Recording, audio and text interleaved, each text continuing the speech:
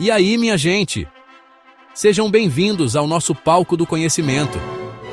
Hoje, vamos botar a mão na massa em um assunto que parece coisa de cientista maluco, mas que, na real, é super útil para todo mundo. Já pensou em escrever um número gigantesco, tipo a distância da Terra até o Sol? São muitos zeros, né? Ou então o tamanho de uma bactéria, que é minúsculo? É aí que entra a notação científica. Ela é um jeito de simplificar esses números enormes ou pequenininhos. Em vez de escrever um monte de zeros, a gente usa a potência de 10. É como um atalho, um truque para deixar tudo mais fácil de ler e de entender.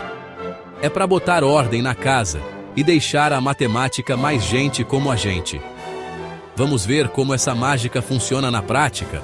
É mais fácil que dançar no palco do caldeirão, prometo. Pega um número grandão, tipo 300 milhões. O primeiro passo é achar o primeiro número que não seja zero, que no caso é o 3. A gente coloca uma vírgula logo depois dele, então fica 3,0. Agora, a gente conta quantas casas a vírgula andou para a esquerda para chegar ali. Saindo do final do número, ela andou 8 casas. Então, o número em notação científica fica 3 vezes 10 elevado à 8ª potência. O 8 ali em cima do 10, o expoente, mostra quantas casas a vírgula se moveu. Se o número original é grande, o expoente é positivo. Simples assim. Agora, e se o número for bem pequenininho? Tipo 0,00005? A lógica é quase a mesma, galera. A gente pega o primeiro número que não é zero, que é o 5. Colocamos a vírgula depois dele, então fica 5,0. Agora, a gente conta quantas casas a vírgula andou para a direita para chegar lá. Foram 5 casas, certo? Como o número original era pequeno, menor que 1, o expoente vai ser negativo. Então, o resultado é 5 vezes 10 elevado a menos 5. Viu só? Quando a vírgula anda para a esquerda, número grande, expoente positivo. Quando ela anda para a direita, número pequeno, expoente negativo. É o tipo de coisa que quando a gente pega o jeito, não esquece mais. E para fazer o caminho de volta, como transformar 5,2 vezes 10 elevado à 4ª de volta para um número normal? Mais fácil ainda. O expoente é 4 positivo, né? Isso significa que o número original é grande. Então, a gente vai andar com a vírgula 4 casas para a direita. A gente pega o 5,2 e começa a andar. Uma casa vira 52. Faltam 3 casas, então a gente completa com zeros. Fica 52.000. E se fosse 7 vezes 10 elevado a menos 3? O expoente é negativo, então o número é pequeno.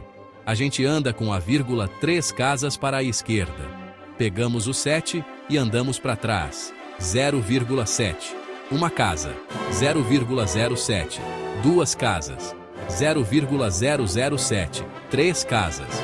Pronto. Botou para jogo e resolveu.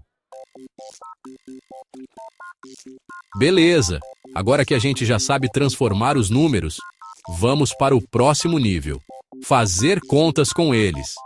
Isso é muito útil na física, na química, em tudo. Para multiplicar números em notação científica, como 2 vezes 10 elevado à terceira multiplicado por 3 vezes 10 elevado à quarta, a regra é clara. Primeiro, você multiplica os números que vêm na frente, 2 vezes 3, que dá 6.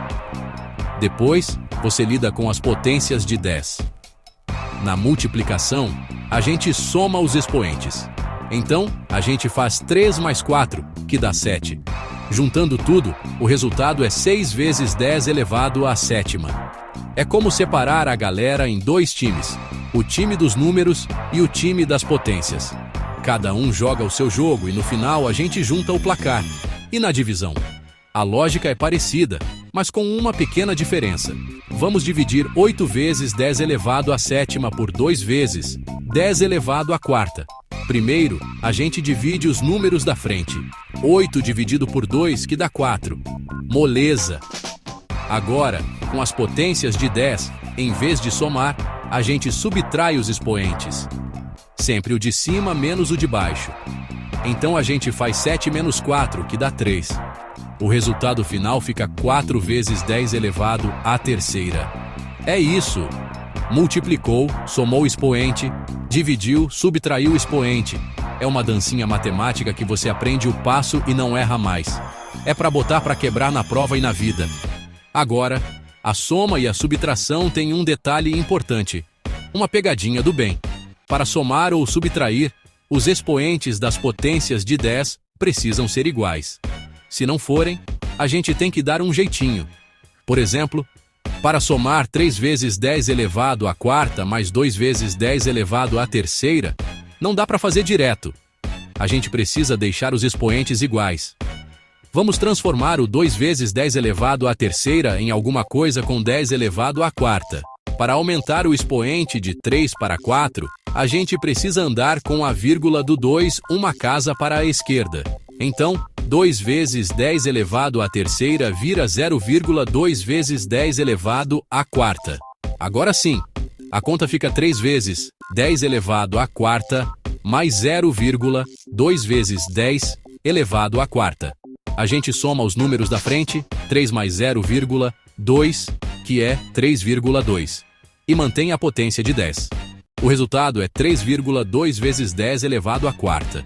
Esse ajuste é a chave do sucesso na soma e na subtração. É como afinar um instrumento antes do show começar. Se os expoentes estiverem desafinados, o resultado sai errado. Então, a primeira coisa é olhar para os expoentes. São iguais? Ótimo! É só somar ou subtrair os números da frente e repetir a potência. São diferentes? Calma, respira e ajusta um deles para ficar igual ao outro. Lembre-se, se você aumenta o expoente, você diminui o número da frente, andando com a vírgula para a esquerda. Se você diminui o expoente, aumenta o número, andando com a vírgula para a direita. É um equilíbrio, uma gangorra. Vamos mudar de assunto, mas sem sair da ciência do dia a dia. Agora o papo é temperatura. A gente fala hoje tá 30 graus, mas 30 graus o quê? Celsius, Fahrenheit, Kelvin? Existem várias maneiras de medir o quão quente ou frio algo está, e essas são as escalas termométricas. Elas foram criadas por cientistas diferentes, em lugares diferentes, para ter um padrão. A escala Celsius que a gente usa aqui no Brasil foi baseada na água. O 0 é onde a água congela e o 100 é onde ela ferve. Simples e genial, né? É uma referência que todo mundo entende. Afinal, quem nunca ferveu água para um café ou tirou gelo do congelador? Nos Estados Unidos e em alguns outros países, eles usam a escala Fahrenheit. Nela, a água congela a 32 graus Fahrenheit e ferve a 212 graus Fahrenheit. Os números são diferentes, mas a temperatura é a mesma. É como falar oi e hello. São palavras diferentes, mas significam a mesma coisa. Por isso é tão importante saber converter, principalmente se você for viajar ou assistir a um filme americano e ver a previsão do tempo. Se eles falam que está 86 graus Fahrenheit, não precisa se assustar achando que está derretendo tudo. Na verdade, é um dia quente e gostoso de 30 graus Celsius. Saber fazer essa tradução quebra um galho danado. E tem também a escala Kelvin, a queridinha dos cientistas. Sabe por quê? Porque ela é uma escala absoluta. O zero dela, o chamado zero absoluto, é a temperatura mais fria que teoricamente existe no universo.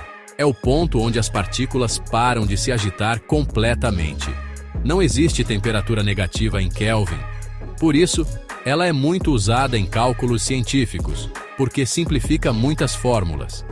A variação em Kelvin é igual à variação em Celsius. Se a temperatura sobe 1 grau Celsius, ela também sobe 1 Kelvin. A única diferença é o ponto de partida. O zero de Celsius, onde a água congela, equivale a 273,15 Kelvin.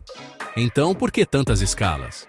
Simplesmente porque elas foram criadas em contextos diferentes para resolver problemas diferentes. Celsius é prática para o dia a dia, baseada na água. Fahrenheit foi desenvolvida com outras misturas e se popularizou em certos países. E Kelvin foi criada para a ciência, para ter um ponto de partida que fizesse sentido com as leis da física.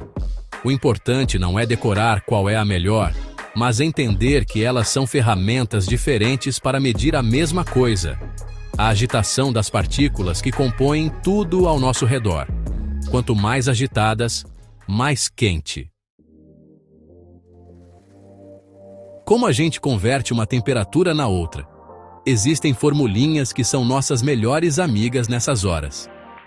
Para passar de Celsius para Fahrenheit, a fórmula é Fahrenheit igual a Celsius vezes 1,8 mais 32. Vamos pegar um exemplo? Um dia de verão no Rio de Janeiro, com 40 graus Celsius. Para saber quanto isso é em Fahrenheit, a gente joga na fórmula 40 vezes 1,8 mais 32. Primeiro a multiplicação. 40 vezes 1,8 dá 72.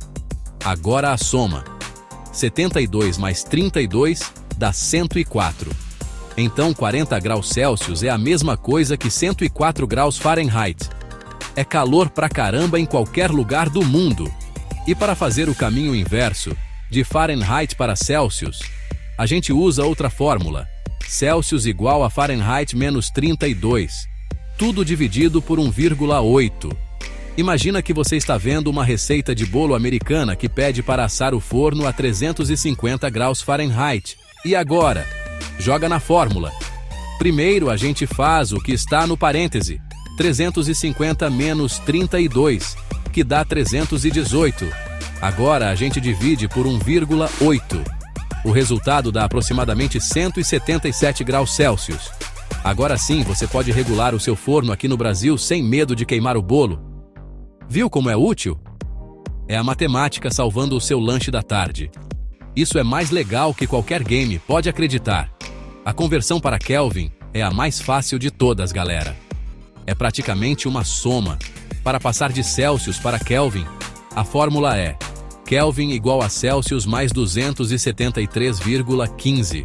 Então, a temperatura de congelamento da água, que é 0 graus Celsius, em Kelvin é simplesmente 0 mais 273,15, que dá 273,15 Kelvin. E a temperatura do corpo humano, que é por volta de 36,5 graus Celsius, em Kelvin, fica 36,5 mais 273,15, que dá 309,65 Kelvin.